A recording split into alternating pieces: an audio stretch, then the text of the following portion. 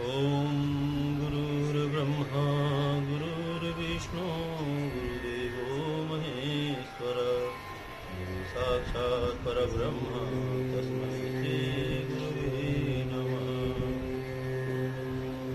अखंडमंडलाकारं व्याप्तं येन चराचरं तत्पदं दर्शितं येन तस्मै श्री गुरुवे नमः। श्री सद्गुरुनाथ महाराज की जय। ब्रह्म पुराण भविष्य पुराण में ब्रह्म पर्व स्त्रियों के शुभाशुभ लक्षण। ब्रह्मा जी बोले, कार्तिकेय, स्त्रियों के जो लक्षण मैंने पहले नारद जी को बतलाए थे उन्हीं शुभाशुभ लक्षणों को बताता हूँ, आप सावधान होकर सुने।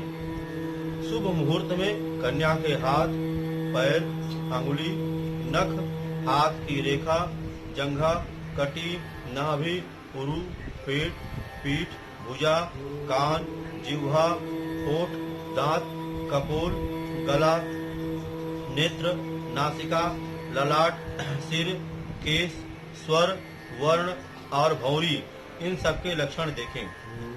जिसकी ग्रीवा में रेखा हो और नेत्रों का प्रांत भाग कुछ लाल हो, वह स्त्री जिस घर में जाती है उस घर की प्रतिदिन वृद्धि होती है। जिसके ललाट में त्रिशूल का चिन्ह होता है वह कई हजार दासियों की स्वामिनी होती है। जिस स्त्री को राजहंस के समान गति, मृग के समान नेत्र और मृग के समान ही शरीर का वर्ण, दांत बराबर और श्वेत हैं, वह उत्तम स्त्री होती है। मेढक के समान कुक्षी वाली एक ही पुत्र उत्पन्न करती है और वह पुत्र राजा होता है। हंस के समान मृदु वचन बोलने वाली, शहद के समान पिंगल वर्ण वाली स्त्री धन धान्य से संपन्न होती है। उसे 8 पुत्र होते हैं। जिस स्त्री के लंबे कान, सुंदर नाक और भौह धनुष के समान टेढ़ी होती है, वह अतिशय सुख का भोग करती है। तन्वी, श्यामवर्णा, मधुर भाषणी, शंख के समान अतिशय स्वच्छ दांतों वाली, स्निग्ध अंगों से समन्वित स्त्री अतिशय ऐश्वर्य को प्राप्त करती है। विस्तीर्ण जंघाओं वाली, वेदी के समान मध्य भाग वाली, विशाल नेत्रों वाली स्त्री रानी होती है।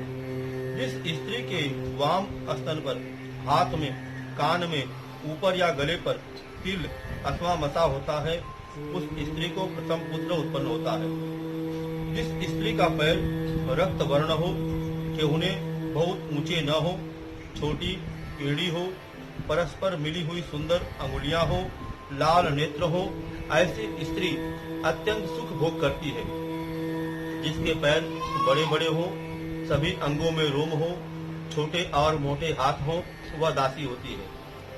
जिस स्त्री के पैर उत्कट हो, मुख विकृत हो, ऊपर के होठ के ऊपर रोम हो, वह शीघ्र अपने पति को मार देती है। जो स्त्री पवित्र, पतिव्रता, देवता, गुरु और ब्राह्मणों की भक्त होती है, वह मारुति कहलाती है। नित्य स्नान करने वाली, सुगंधित द्रव्य लगाने वाली, मधुर वचन बोलने वाली, थोड़ा खाने वाली, कम सोने वाली और सदा पवित्र रहने वाली स्त्री देवता होती है। गुरु गुप्त रूप से पाप करने वाली, अपने पाप को छिपाने वाली, अपने हृदय के अभिप्राय को किसी के आगे प्रकट न करने वाली स्त्री मार्जारी संज्ञक होती है। कभी हंसने वाली, कभी घृणा करने वाली, कभी क्रोध करने वाली, कभी प्रसन्न रहने वाली तथा पुरुषों के मध्य रहने वाली स्त्री गर्दभी श्रेणी की होती है। पति और बांधवों के द्वारा कहे गए हितकारी वचन को न मानने वाली, अपनी इच्छा के अनुसार विहार करने वाली स्त्री आसुरी कही जाती है। बहुत खाने वाली, बहुत बोलने वाली, खोटे वचन बोलने वाली, पति को मारने वाली स्त्री राक्षसी संज्ञक होती है। शौच, आचार और रूप से रहित सदा मलिन रहने वाली अतिशय भयंकर स्त्री पिशाची कहलाती है। अतिशय चंचल स्वभाव वाली, चपल नेत्रों वाली, इधर उधर देखने वाली, लोभी नारी वानरी संज्ञक होती है। चंद्रमुखी, मदमत्त हाथी के समान चलने वाली, रक्त वर्ण के नखों वाली, शुभ लक्षणों से युक्त हाथ पैर वाली स्त्री विद्याधरी श्रेणी की होती है। वीणा, मृदंग, बंसी आदि वाद्यों के शब्दों को सुनने तथा पुष्पों और विविध सुगंधित द्रव्यों में अभिरुचि रखने वाली स्त्री गांधर्वी श्रेणी की होती है। सुमंतो मुनि ने कहा कि राजन, ब्रह्मा जी इस प्रकार स्त्री और पुरुषों के लक्षण को स्वामी कार्तिकेय को बतलाकर अपने लोक को चले गए। बोले श्री सद्गुरुनाथ महाराज की जय। धर्म की जय हो, अधर्म का नाश हो, प्राणियों में सद्भावना हो, विश्व का कल्याण हो। ओमकार हर कष्ट हर दुख हर महादेव की जय।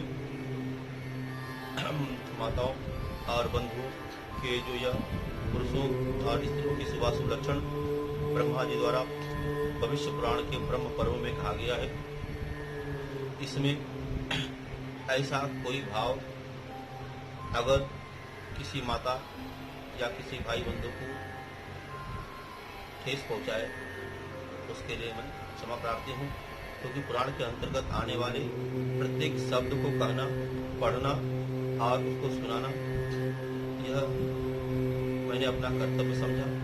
इसलिए आप सभी को इस पुराण से अवगत करा रहा हूँ और आशा करता हूँ कि भविष्य में इस पुराण की उत्कंठा अधिक बढ़ेगी और लोग जो है इसे श्रवण करेंगे।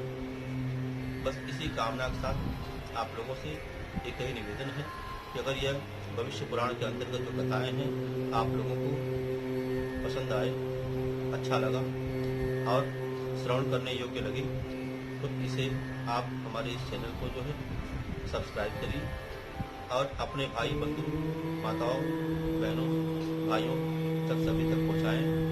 और मेरा यह प्रयास होगा शुद्ध सरल रूप से आप सभी को इन कथाओं का मैं लाभ आपके कानों तक पहुँचाऊँ। श्री सद्गुरुनाथ महाराज की जय। धर्म की जय हो, अधर्म का नाश हो, प्राणियों में सद्भावना हो, विश्व का कल्याण हो।